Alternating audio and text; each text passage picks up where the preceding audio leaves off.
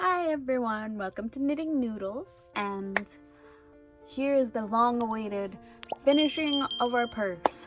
It's been a crazy week. We had my mom's birthday and my birthday this week, so everyone's just been all over the place, and I haven't really had time to get anything done.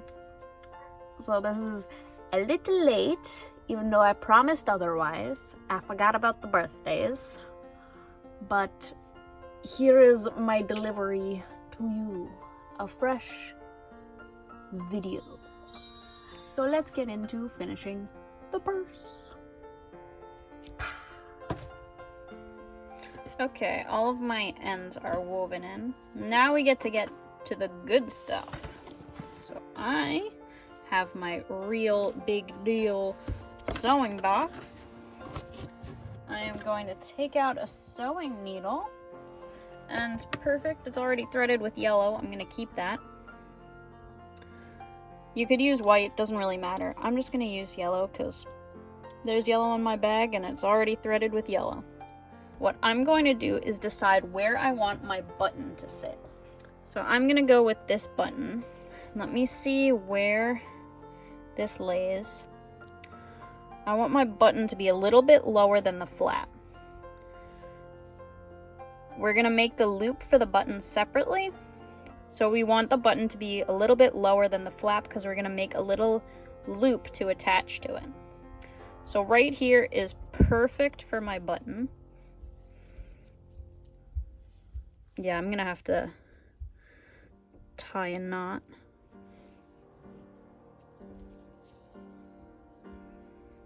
So like that, loop it through, and I'm gonna have to tie a double knot here. Let me just double check the placement. A little higher. Right there. Okay. Double checked. Now we want to put it through the buttonhole. We made it through! And now we just basically go around and around until we like how snug it is. Some people are happy with just one. I am not, because I have a tendency to make buttons go flying. So I'm going to make sure that this is super secure.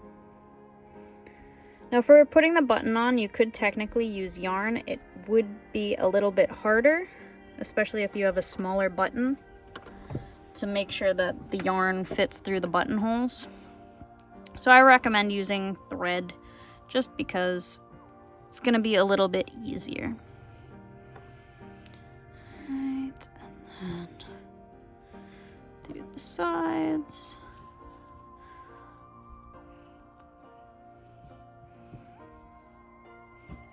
Alright, so I just did a loop through each.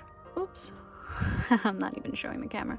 I just did a loop through each. See a little square on there? I'm pretty good with that. So I'm going to go through a loop and pass it through the thread. Same as what we did for the yarn. This is how you make a knot. Pull snug, and then cut it. Alright, so we have our button mounted. The next thing we need is to make something to hook around the button. So I'm going to show you super duper simple. I actually would like yellow for this. Alright, I have my yellow. I'm going to show you how to do a finger knit chain. So first thing you're going to do, let's move this to the side so you can see better, is make a slip knot. So put the tail over, make a loop, and pass the side that's still attached to the yarn through. Right? And then you're going to do it again. You're going to take that loop that you just created, you're going to take this tail, you're going to pinch it, holds the bottom tail, and pull it through. You can make this smaller like this. Take the tail, pinch, pass through. And you just keep going like this until you have a decent sized chain. You can see close up what it looks like. It's pretty cute. And pull it through. You also could alternatively make this with a crochet hook. but why get another tool when you can literally just use your fingers? So make the loop, pinch it, hold the tail, and pull it snug. Make it smaller, and we're just gonna keep going until we have the right length to fit around our button. I'm gonna say a few more. Let's do one more and then we'll measure how big we're looking. So let's bring this back over. Let's fold the top over. Now this, if we put it on top, is gonna be the perfect length. I have no idea how many chains we just did, but basically you'll know when it's long enough when you compare it to your button. So pull that snug, and now guess what? We have more ends to weave in. Now we have to sew this on.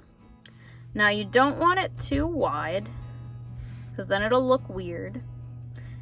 You kind of want it, you could do it super close in one spot, and then it'll look like a little loop like that. Or you can do it a little wider, like a horseshoe. If you really wanted it wide, you could do it wide. It depends what you think looks best. It is your bag, so do whatever feels right for you. I think I am going to make a bit of a horseshoe. So let me see where I really want it.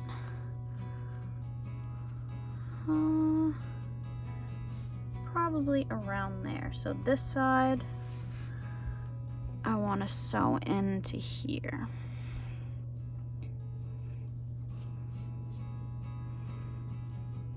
So basically, just weave this in, tie a knot.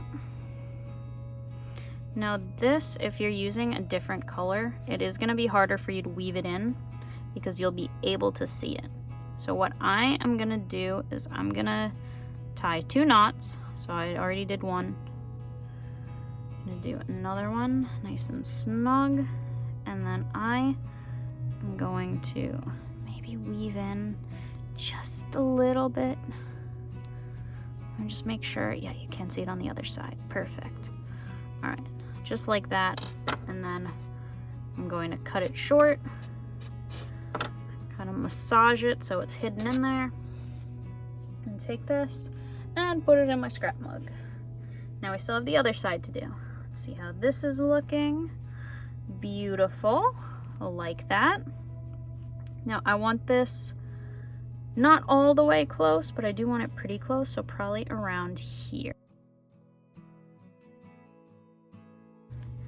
And let's see how that looks. Up.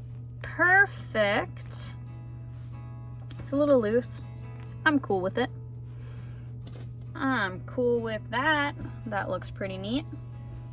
Alright, and now the last thing we have to do is put the straps on. Now if you just wanted like a little handheld thing, you could stop here. You don't have to add straps if you don't want to add straps.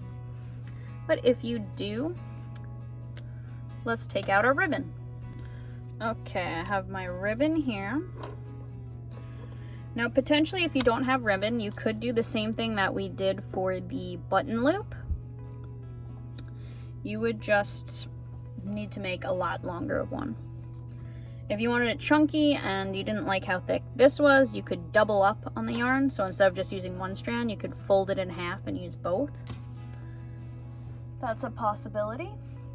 Or you could just use ribbon. Now, importantly, you need to know where this sits. You don't want to just cut it, then have it either be too long for your taste or too short. So I'm actually going to take you to the mirror and we're going to measure this on my body together where I want the purse to sit. Hello! Alright, we're going to measure this. I am the world's best camera woman. So right here, the purse would sit when I sew the edges on, about right there, which is honestly where I want it to. except this would have to go all the way down the side, and I don't know if I want to do that much sewing. So I'm actually going to cut it a little bit, so I want it to sit right on my hip. So I'm probably going to have to take off this much. So to get it where I want, I'm going to cut off this much. So that's how you would measure it. You kind of want to look at yourself and see where you want your purse to sit. So let me cut this to size and we will get back to work. Okay, the last thing left that we have to do is to put our strap onto the bag. Now there are endless possibilities that you could do with this. I think it would be super cute if you wanted to take the time and sew it down the side. You would have to sew around both sides, otherwise it wouldn't be secure and it would be flapping like this. And honestly, I'm lazy. So even though I think this looks super cute, I'm not gonna do it. Alternatively, you could do it halfway or a little bit of the way, which you still would have to cover the edge here because it's a little frayed. So because I am feeling super lazy and I do sometimes want to hide the strap and just carry the purse, I'm actually going to sew it onto the inside like this, so it's mostly hidden. So make sure, if you decide to do it on the inside as well, the side that you want facing out is facing out. So for me, that's the side with the pattern, the dots. You want that to be facing outside and just be working on this side. Now for this, I'm going to take our thread. I'm just going to use a black one. And because I am working with cloth here, I can do a normal stitch. So I'm actually going to do quilting. So I'm going to be working with one thread like we do with the yarn. You can either tie a knot like that, make a few, or a trick to making a knot with thread, not yarn, is to take it, wrap it around your finger either once or twice, you rub it back and forth, then you roll it off your finger, pull down, and it makes a perfect knot. I'm going to take the end, same thing, I'm going to roll it around twice this time, twist and pull. We got ourselves a knot, and I am going to take this side and I'm just gonna sew until I feel like it's secure.